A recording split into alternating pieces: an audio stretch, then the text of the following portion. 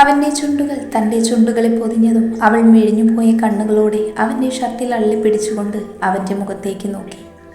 കണ്ണുകൾ മുറുക്കെ അടച്ച് തൻ്റെ ചുണ്ടുകളെ ചുംബിക്കുന്നവനെ കണ്ട് അവളുടെ കണ്ണുകളും കൂമ്പിയടഞ്ഞു. അവളുടെ ചുണ്ടുകൾ നൽകുന്ന മാധുര്യത്തിൽ ലയിച്ചു പോയിരുന്നു ജിത്തു ആ നേരം. അവളുടെ മേൽചുണ്ടിനെ കവർന്ന് രുചിച്ചുകൊണ്ട് ജിത്തു അവൻ്റെ ഇടം കൈകൊണ്ട് അവളുടെ ധാവണിക്കിടയിലൂടെ നഗ്നമായ വയറിൽ തലോടിക്കൊണ്ടിരുന്നു. അവൾ പിടഞ്ഞുകൊണ്ട് അവനോട് അല്പം കൂടി ചേർന്നിരുന്നു.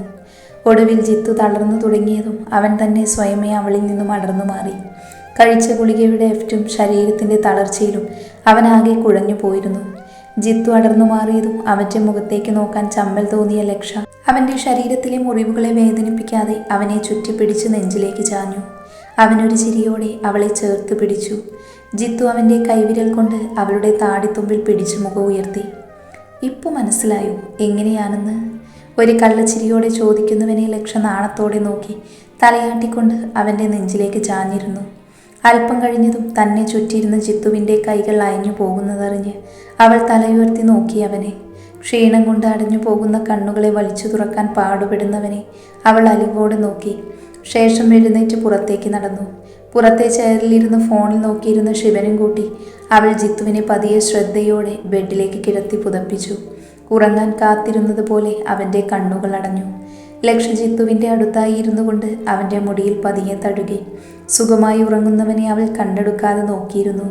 മോളെ, എഴുന്നേറ്റ് വന്ന് എന്തെങ്കിലും കഴിക്ക്. ശിവൻ പറയുമ്പോഴാണ് അവൾ അതിനെക്കുറിച്ച് ഓർക്കുന്നത് തന്നെ. ശിവേട്ടൻ കഴിച്ചില്ലല്ലോ? അവൾ പെട്ടെന്ന് എഴുന്നേറ്റുകൊണ്ട് ചോദിച്ചു. ഞാൻ കഴിച്ചോളാം, മോൾ ആദ്യം കഴിക്ക്. അവൻ അവളെ നോക്കി ചിരിയോടെ പറഞ്ഞു.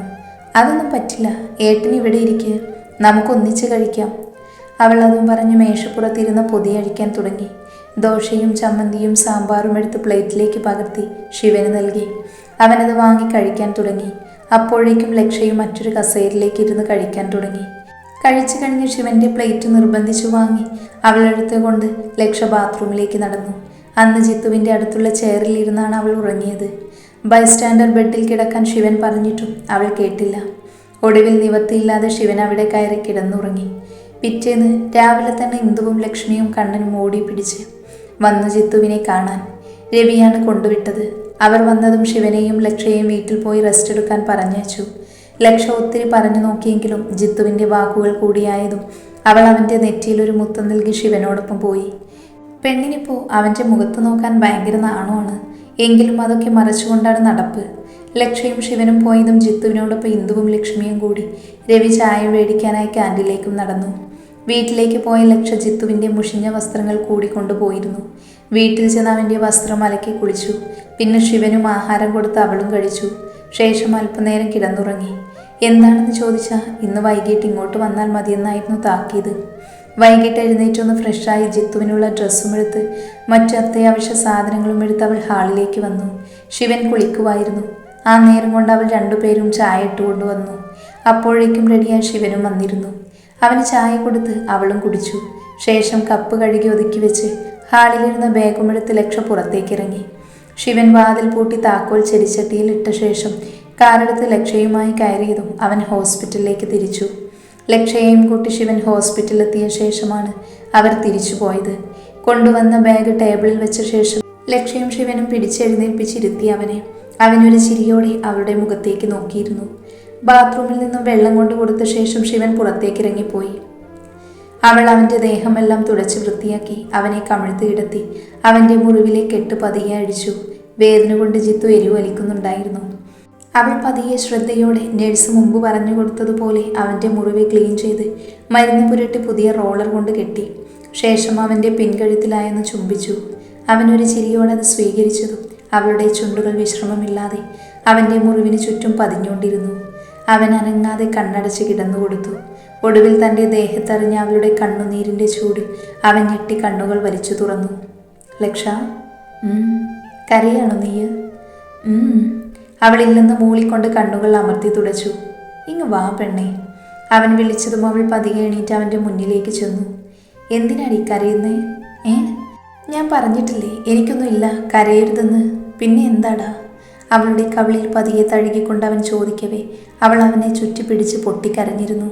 ഇന്ദ്രേട്ടാ, എനിക്ക് ഏട്ടൻ്റെ ഈ അവസ്ഥ കണ്ടു നിൽക്കാനാവുന്നില്ല, അതാ ഞാൻ. അവൻ്റെ നെഞ്ചോട് ചേർന്നിരുന്നുകൊണ്ട് അവൾ കണ്ണീർ വാർത്തു. എന്നാ നീ ഇവിടെ നിൽക്കണ്ട, വീട്ടിൽ പൊക്കോ, അവൻ കുസൃതിയോടെ പറഞ്ഞു. ഇന്ദ്രേട്ടാ, അവൾ കൊഞ്ചിക്കൊണ്ട് വിളിച്ചു അവനെ. എന്താടി കുന്തം? അതും പറഞ്ഞവൾ അവൻ്റെ ചുണ്ടുകൾ അവളുടെ ചുണ്ടുകളാൽ പൊതിഞ്ഞു. അവൻ മിഴിഞ്ഞ കണ്ണുകളോടെ അവളെ നോക്കവേ അവൾ അവൻ്റെ ചുണ്ടുകളെ കടിച്ചു നുണയാൻ തുടങ്ങി. അയ്യോ! മുറിയിലേക്ക് കയറുവെന്ന ശിവന്റെ വിളി കേട്ട് രണ്ടാളും പിടഞ്ഞു മാറി. ജിത്തു ചമ്മലോടെ മുഖം തിരിച്ചു. ലക്ഷോരിളിയോടെ ശിവന്റെ മുഖത്തേക്ക് നോക്കി. എന്തോന്നടേ, ഇത് ശരിയാവില്ല. ഇങ്ങനെയാണേ ലക്ഷമോളെ നാളെ രാത്രി ഇവിടെ നിർത്താൻ ഞാൻ സമ്മതിക്കില്ല. ശിവന്റെ പറച്ചിൽ കേട്ട് രണ്ടാളും ഞെട്ടി പരസ്പരം നോക്കി. അളിയാ? ഒരളിയനുമില്ല. ഞാനും എൻ്റെ ഭാര്യയെ വിട്ട നിനക്ക് കൂട്ടു നിൽക്കുന്നേ. അപ്പോൾ നീ ഇങ്ങനെ ഒറ്റയ്ക്ക് റൊമാൻസിക്കണ്ട. ദേ അളിയ, ചുമ്മാ കണക്കുണ വർത്താനം പറയില്ലേ. അവൾ ഇവിടെ നിൽക്കും എൻ്റെ അടുത്ത്. അളിയനൊന്ന് പോയേ. ഞാൻ പോകണോ? നെവർ, അത് നടക്കില്ല. ലക്ഷമോളെ പോയി കിടന്നുറങ്ങിക്കേ. ബോഡി ടച്ച് ഇല്ലാതെ ഇവിടെ നിൽക്കുവാണെങ്കിൽ നിന്നാൽ മതി. ഇല്ലെങ്കിൽ നാളെ ഞാൻ ഇവളെ കൊണ്ട് വരൂല. ശിവന്റെ ഭീഷണി കേട്ടതും ലക്ഷദയനീയമായി ജിത്തുവിനെയും നോക്കി ബെഡിൽ പോയി കിടന്നു. ശിവൻ രണ്ടിൻ്റെയും ഭാവം കണ്ട് ചിരിയോടെ ചേറ് വലിച്ചിട്ടിരുന്നു. ജിത്തു കലിപ്പോടെ അവനെ നോക്കി പല്ല് കടിച്ചു.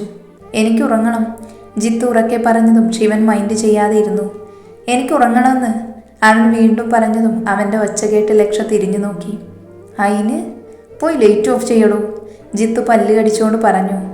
ആഹാ, മതി, ഇന്ന് ഇത്രയും മതി. നിന്റെ രോക്ഷം എനിക്ക് ഇഷ്ടപ്പെട്ടു. പക്ഷെ കാര്യമില്ല. അതും പറഞ്ഞു ശിവൻ എഴുന്നേറ്റ് വന്ന് അവനെ ശ്രദ്ധയോടെ പിടിച്ച് കട്ടിലിൽ കിടത്തിയ ശേഷം പോയി ലൈറ്റ് ഓഫ് ചെയ്തു. പൊട്ടി തിണ്ടി ചെറ്റ, എനിക്കൊരവസരം കിട്ടുമോ? അപ്പം ഞാൻ കാണിച്ചു തരാം ഞാൻ. ശിവനെ നോക്കി പിറിവിടുത്തുകൊണ്ട് ജിത്തു തലവഴി പുതപ്പ് മൂടി. ശിവൻ ചിരിച്ചുകൊണ്ട് ചെയറിലേക്കിരുന്നു. ദിവസങ്ങൾ ശരവേഗത്തിൽ ഓടിപ്പോയി. അതിനുശേഷം രാത്രി ശിവൻ രണ്ടിനെയും ഒന്നിച്ച് നിർത്തിയിട്ടില്ല. നിർത്തിയാൽ തന്നെ നോ ബോഡി ടച്ച്. എങ്ങാനും ജിത്തു ലക്ഷയൊന്ന് നോക്കിപ്പോയാൽ ശിവൻ കണ്ണുരുട്ടും. അളിയന് കാരണം സ്വന്തം കെട്ടിയോളം മര്യാദയ്ക്കൊന്ന് നോക്കാൻ പോലും ജിത്തുവിന് പറ്റിയില്ല. ഇന്നാണ് ജിത്തുവിനെ ഡിസ്ചാർജ് ചെയ്ത് വീട്ടിലേക്ക് കൊണ്ടുപോകുന്നത്. അതിൻ്റെ സന്തോഷത്തിലാണ് അവൻ. അവൻ്റെ മുറിവെല്ലാം ഉണങ്ങി തുടങ്ങിയിരുന്നു. എങ്കിലും അധിക വെള്ളം നനയ്ക്കരുതെന്നും റെസ്റ്റ് എടുക്കണമെന്നും ഡോക്ടർ പറഞ്ഞു. ആളിപ്പോൾ നല്ല ഉഷാറായിട്ടുണ്ട്. ജിത്തുവിൻ്റെ സന്തോഷം വീട്ടിലേക്ക് പോകുന്നത് കൊണ്ടൊന്നുമല്ല, ലക്ഷയെ എപ്പോഴും അടുത്ത് കിട്ടുമെന്നതുകൊണ്ടും ഒപ്പം ശിവനിട്ട് പണി കൊടുക്കാം എന്നതുകൊണ്ടും. എൻ്റെ ചെറുക്കനോടാ അവൻ്റെ കളി. പക്ഷേ മറുവശത്ത് ലക്ഷയ്ക്ക് വല്ലാത്ത വെപ്രാളമായിരുന്നു. അത് മറ്റൊന്നും കൊണ്ടല്ല, ജിത്തുവിൻ്റെ ഓരോ നോട്ടങ്ങൾ കാണുമ്പോൾ അവളുടെ കിളി പോകും. ചിലപ്പോഴൊക്കെ ശിവൻ അടുത്തിരുന്നാലും അവൻ കാണാതെ അവളെ നോക്കി കണ്ണുറുക്കി കാണിക്കുമായിരുന്നു ചെക്കൻ. ഇടയ്ക്ക് മീശ പിരിച്ചുകൊണ്ട് ചുണ്ടുകൂർപ്പിച്ച് ഉമ്മ കൊടുക്കും. ചെറുക്കൻ ഇച്ചിരി റൊമാൻറ്റിക്കാണ്. രവിയുടെ വണ്ടിയിൽ പോകാമെന്ന് ജിത്തു പറഞ്ഞതും അടുത്ത നിമിഷം അത് അലങ്കോലമാക്കാനെന്നോണം ശിവൻ നിർബന്ധിച്ച് അവനെ അവൻ്റെ വണ്ടിയിൽ തന്നെ കയറ്റി. ജിത്തുവിനോടൊപ്പം കയറാൻ നിന്ന ലക്ഷയെ അവൻ നിർബന്ധിച്ച് കോ ഡ്രൈവിംഗ് സീറ്റിൽ പിടിച്ചു കയറ്റി. ജിത്തു കലിപ്പിൽ ശിവനെ നോക്കിയതും അവൻ മറ്റെങ്ങോ നോക്കിയിരുന്നു. തനിക്ക് ഞാൻ വെച്ചിട്ടുണ്ടോ കോപ്പേ, മനസ്സിൽ പറഞ്ഞുകൊണ്ട് ജിത്തു അടുത്തിരുന്ന ഇന്ദുവിൻ്റെ തോളിൽ ചാരിക്കിടന്നു. ജിത്തുവിൻ്റെ സാധനങ്ങളെല്ലാം എടുത്തുകൊണ്ട് ലക്ഷ്മി രവിയുടെ കാറിൽ ത്രയംബകത്തിലേക്ക് തിരിച്ചു. അവർക്ക് പിന്നാലെ ശ്രദ്ധയോടെ ശിവന്റെ വാഹനവും നീങ്ങി. രാവിലെ ഒരു 11 മണിയോടെ ശിവന്റെ വാഹനം ത്രയംബകത്തിലെത്തി. വണ്ടി നിർത്തി ശിവൻ മിററിലൂടെ ജിത്തുവിനെ നോക്കി. ഇന്ദുവിൻ്റെ തോളിൽ ചാഞ്ഞിരുന്ന് ഉറങ്ങുമായിരുന്നു അവൻ. അവനെ ചേർത്ത് പിടിച്ചുകൊണ്ട് ഇന്ദുവും ശിവൻ ഒരു ചിരിയോടെ ലക്ഷയെ നോക്കി. അവൾ സംശയത്തോടെ അവനെ നോക്കിയ ശേഷം അവൻ നോക്കുന്നിടത്തേക്കും. നിഷ്കളങ്കമായി ഉറങ്ങുന്ന ജിത്തുവിനെ അവൾ കണ്ണെടുക്കാതെ നോക്കി. ശിവൻ നോക്കുമ്പോൾ ലക്ഷ കണ്ണിമ ജിത്തുവിനെ നോക്കിയിരിക്കുന്നതാണ് കണ്ടത്. ശിവൻ ഒരു ചിരിയോടെ അവളെ തട്ടി വിളിച്ചു. ആയിരിക്കുന്നതേ മോളുടേത് തന്നെയല്ലേ, ഒന്നാമതേ അതിന് വയ്യാതിരിക്കുക. നോക്കി കൊല്ലല്ലേ, ഞങ്ങൾക്ക് ആ മുതലിന് ആവശ്യമുണ്ട്. ശിവൻ പതിയെ പറയവേ അവൾ ചമ്മലോടെ ജിത്തുവിൽ നിന്നും നോട്ടം മാറ്റി പുറത്തേക്കിറങ്ങി. ഡി ഇന്ദു, ശിവൻ പതിയെ അവളെ തട്ടി വിളിച്ചതും അവൾ ഞെട്ടിയണീറ്റു. അവൾ അനങ്ങിയതും ഉറക്കം മുറിഞ്ഞ് ജിത്തുവും കണ്ണുകൾ വലിച്ചു തുറന്നു. ഇറങ്ങ്, വീടെത്തി. ശിവൻ അത് പറഞ്ഞ് ഡോറ് തുറന്ന് പുറത്തേക്കിറങ്ങി. അപ്പോഴേക്കും ലക്ഷ ജിത്തുവിൻ്റെ സൈഡിലെ ഡോറ് തുറന്നു. ജിത്തുവിനെ പതിയെ ശ്രദ്ധയോടെ പിടിച്ചിറക്കി. ജിത്തു അവളെ നോക്കി ചിരിച്ചുകൊണ്ട് ശിവന്റെ മുഖത്തേക്ക് നോക്കി. ശിവൻ നോക്കുന്നത് കണ്ടതും ജിത്തു അവനെ പുച്ഛിച്ചുകൊണ്ട് ലക്ഷയുടെ തോളിലൂടെ കൈയിട്ട് മുന്നോട്ട് നടന്നു. അവൾ അവനെ മിടിച്ചു നോക്കിയതും അവൻ അവളെ നോക്കി കണ്ണ് ചിമ്മി കാണിച്ചു. അവർ പോകുന്നത് നോക്കിയൊരു ചിരിയോടെ ശിവൻ ജിത്തുവിൻ്റെ സാധനങ്ങളെല്ലാം എടുത്ത് അകത്തേക്ക് നടന്നു. പിന്നാലെ ഇന്ദുവും. അകത്തേക്ക് കയറിയതും ലക്ഷ ശ്രദ്ധയോടെ ജിത്തുവിൻ്റെ സോഫയിലേക്ക് ഇരുത്തി. ശേഷം അടുക്കളയിലേക്ക് നടന്നു. ശിവൻ ജിത്തുവിനെ ഒന്ന് നോക്കി അവൻ്റെ സാധനങ്ങളുമായി മുറിയിലേക്ക് നടന്നു. ഇന്ദു അവരുടെ മുറിയിലേക്കും. ലക്ഷ ജിത്തുവിന് കുടിക്കാനായി വെള്ളം കൊണ്ട് കൊടുത്തു. അവൻ അവളെ തന്നെ നോക്കിക്കൊണ്ട് അത് വാങ്ങി കുടിച്ചു. ഇനി എന്തെങ്കിലും വേണോ ഇന്ദ്രേട്ടാ? അവൾ അവൻ്റെ കയ്യിൽ നിന്നും ഗ്ലാസ് വാങ്ങിക്കൊണ്ട് ചോദിച്ചു. വേണം, പക്ഷേ ഇപ്പോഴല്ല, പിന്നെ. ജിത്തു പറയവേ അവൾ കണ്ണുമിഴിച്ച് അവനെ നോക്കി. അതെന്താണെന്ന് ചോദിക്കല്ലേ, അത് ഞാൻ രാത്രിയിൽ മുറിയിൽ വെച്ച് കാണിച്ചു തരാം. അവളുടെ നോട്ടം കണ്ട് ജിത്തു പറയവേ കാര്യം മനസ്സിലായ ലക്ഷ്യയുടെ മുഖത്ത് രക്തം ഇരച്ചു കയറി. അവൾ നാണത്തോടെ അവൻ്റെ മുഖത്തേക്ക് നോക്കി. നീ പോയേ, ചുമ്മാ മനുഷ്യൻ്റെ കൺട്രോൾ കളയാതെ. അവളിലെ മാറ്റം കണ്ട് ജിത്തു പെട്ടെന്ന് പറഞ്ഞു. അവൻ്റെ പതർച്ച മനസ്സിലാക്കിയതും ലക്ഷ്യ അവൻ്റെ അടുത്തേക്ക് വന്ന് കുനിഞ്ഞ് അവൻ്റെ കവിളിൽ അമർത്തി മുത്തി. അവൻ മിഴിച്ചു നോക്കവേ അവൾ അവനെ നോക്കി കണ്ണിറുക്കി കാട്ടി ഗ്ലാസുമായി തിരിഞ്ഞു നടന്നു. അവൻ ഷോക്കടിച്ച പോലെ ഇരുന്നു പോയി. ലക്ഷ്യ തന്നെ ജിത്തുവിനെ ശ്രദ്ധയോടെ താങ്ങി പിടിച്ച് മുറിയിലേക്ക് കൊണ്ടുപോയി. അവൻ്റെ കൈകൾ അവളിൽ കുസൃതി കാണിക്കുമ്പോഴും അവൾ അവനെ കൂർപ്പിച്ചു നോക്കും. അവൾ നോക്കുമ്പോൾ ചെക്കൻ ഡീസൻ്റ് ആവും. അല്പം കഴിഞ്ഞാൽ പിന്നെയും ഇത് തന്നെ. ഇന്ദ്രേട്ടാ, വെറുതെ ഇരിക്കുന്നുണ്ടോ? ഒടുവിൽ സഹികെട്ട് ലക്ഷ്യ ചോദിച്ചു. ഇരിക്കൂല. അവനെ ബെഡിലേക്ക് ഇരുത്തവേ അവൻ അവളെയും പിടിച്ച് മടിയിലേക്ക് ഇരുത്തിക്കൊണ്ട് പറഞ്ഞു. ഇന്ദ്രേട്ടാ, ഡോർ അടച്ചിട്ടില്ല. ശിവേട്ടൻ എങ്ങാനും കണ്ടാൽ തീർന്നു. ലക്ഷ്യ അവൻ്റെ കൈവിടിക്കാൻ ശ്രമിച്ചുകൊണ്ട് പറഞ്ഞു. അയ്യോ, പോയി വാതിലടക്കടി, ആ കട്ടുറുമ്പ് കണ്ടാൽ തീർന്നു. ജിത്തു അവളിലുള്ള പിടിവിട്ടുകൊണ്ട് പറഞ്ഞതും ഒരു ചിരിയോടെ ലക്ഷ്യ എഴുന്നേറ്റ് പോയി വാതിലടച്ച് കുറ്റിയിട്ടു. വാതിലടച്ച ശേഷം ലക്ഷ്യ ടേബിളിലിരുന്ന ജിത്തുവിൻ്റെ മുഷിഞ്ഞ വസ്ത്രങ്ങൾ എടുത്തുകൊണ്ട് ബാത്റൂമിലേക്ക് നടന്നു. നീ എവിടെ പോകുക? ഡ്രസ്സുമായി ബാത്റൂമിലേക്ക് പോകുന്നവളെ നോക്കി അവൻ ചോദിച്ചു. ഇപ്പോൾ വരാം, ഇതൊന്ന് പൊടിയിട്ട് വെക്കട്ടെ ഇന്ദ്രേട്ടാ. ലക്ഷ്യ അത്രയും പറഞ്ഞ് തിരിഞ്ഞു നടന്നു. അവനൊന്ന് നെടുവീർപ്പിട്ടുകൊണ്ട് ടേബിളിലിരുന്ന ബുക്കെടുത്ത് മറിച്ചു നോക്കി. അവൾ തിരികെ വരുമ്പോൾ കണ്ടു ബുക്കും നോക്കി മുഖം വീർപ്പിച്ചിരിക്കുന്നവനെ. പൊടിയിടാൻ പോയിട്ട് അവൾ കുളിച്ചായിരുന്നു തിരികെ വന്നത്. വെയിറ്റ് ചെയ്ത് ചെറുക്കിന് ദേഷ്യം വരാൻ തുടങ്ങിയിരുന്നു. ഇന്ദ്രേട്ടാ, കുളിക്കണ്ട ഏട്ടന്? വാ. അവൻ്റെ പരിഭവത്തെ പാടെ അവഗണിച്ചുകൊണ്ട് ലക്ഷ്യ ചോദിച്ചു. അവൻ അവളെ നോക്കാതെ മുഖം കനിപ്പിച്ചിരുന്നു. ഇന്ദ്രേട്ടാ. അവൻ്റെ അടുത്തിരുന്നു കൊണ്ട് അവൾ അവനെ തോണ്ടി വിളിച്ചു. എന്താ? അവൻ ദേഷ്യത്തിൽ ചോദിച്ചതും അവളൊന്ന് ഞെട്ടി അവനെ നോക്കി. പ്രതീക്ഷിക്കാതെ അവൻ്റെ ഭാവത്തിൽ അവൾ വല്ലാതെയായി. പെട്ടെന്ന് ലക്ഷ്യ അവൻ്റെ അടുത്തു നിന്നും എഴുന്നേറ്റതും ജിത്തു അവളുടെ കയ്യിൽ പിടിച്ച് അവൾ തിരിഞ്ഞു നോക്കിയില്ല. എവിടെ പോകുക? എനിക്ക് കുളിക്കണം. പതിഞ്ഞ സ്വരത്തിൽ ജിത്തു പറഞ്ഞതും അവൾ അവൻ്റെ കൈ പിടിച്ചുകൊണ്ട് അലമാരയുടെ അടുത്തേക്ക് നടന്നു. ശേഷം അവന് കുളിച്ചു മാറാനുള്ള മുണ്ടും ടവലും എടുത്ത് ബാത്റൂമിലേക്ക് കൊണ്ടുവച്ചു. ശേഷം അവൻ്റെ അടുത്തേക്ക് വന്ന് പതിയെ അവനെ താങ്ങി എഴുന്നേൽപ്പിച്ചു. ബാത്റൂമിലേക്ക് കൊണ്ടുപോയി. അവൾ ഓരോന്ന് ചെയ്യുമ്പോഴും അവൻ്റെ കണ്ണുകളിൽ അവളിൽ തന്നെയായിരുന്നു. എങ്കിലും അവൾ അവൻ്റെ മുഖത്തേക്ക് നോക്കിയില്ല. താൻ പെട്ടെന്ന് ദേഷ്യപ്പെട്ടതാണതിന് കാരണമെന്ന് ജിത്തുവിന് അറിയാമായിരുന്നു. അവൻ അവിടെ ഇരുത്തി പോകാൻ തുനിഞ്ഞവളെ അവൻ കയ്യിൽ പിടിച്ചു വലിച്ചു തൻ്റെ മടിയിലേക്കിരുത്തി. അപ്പോഴും അവൾ അവൻ്റെ മുഖത്തേക്ക് നോക്കിയില്ല. അവൻ കൈവിരലുകൾ കൊണ്ട് അവളുടെ താടിത്തുമ്പ് പിടിച്ച് മുഖമുയർത്തി. പേടിച്ചു പോയോ? ജിത്തു ചോദിക്കവേ അവൾ ചുണ്ടുകൾ പുറത്തേക്കുന്തി അവൻ്റെ മുഖത്തേക്ക് നോക്കി. സോറി. ജിത്തു അത് പറഞ്ഞ് അവളുടെ പുറത്തേക്കുന്തിയ ചുണ്ട് കടിച്ചു വിട്ടു.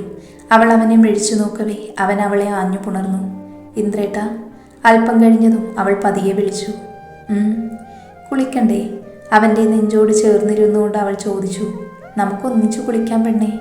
ജിത്തു ഒരു കള്ളച്ചിരിയോടെ തൻ്റെ നെഞ്ചോട് ചേർന്നിരിക്കുന്നവളുടെ കഴുത്തിലായി താടി ഉരസി അവളെ കിളിക്കൊണ്ട് അവനെ മുറുക്കെ പിടിച്ചു. അയ്യടാ, അതൊക്കെ പിന്നൊരു ദിവസം മതി. ഇപ്പം എൻ്റെ ഇന്ദ്രേട്ടൻ കുളിച്ച് സുന്ദരനായി വാവ്. അവൻ്റെ കവിളിൽ അമർത്തി മുത്തിക്കൊണ്ട് അവൾ പറഞ്ഞു. വന്നാൽ? മീശ പിരിച്ചുകൊണ്ട് ജിത്തു അവളെ നോക്കി പുരിക ഉയർത്തി ചോദിച്ചു. വന്നാൽ ഒന്നുമില്ല. കളഞ്ഞു. എന്തേ? ഞാനൊരു കിസ് പ്രതീക്ഷിച്ചു. ജിത്തു പറയവേ അവൾ അവൻ്റെ കവിളിൽ ഒരിക്കൽ കൂടി മുത്തി. പോരെ? ഇവിടെയില്ല, ദാ ഇവിടെ. ചുണ്ടിൽ തഴുകി പറയുന്നവനെ അവൾ നാണത്തോടെ നോക്കി.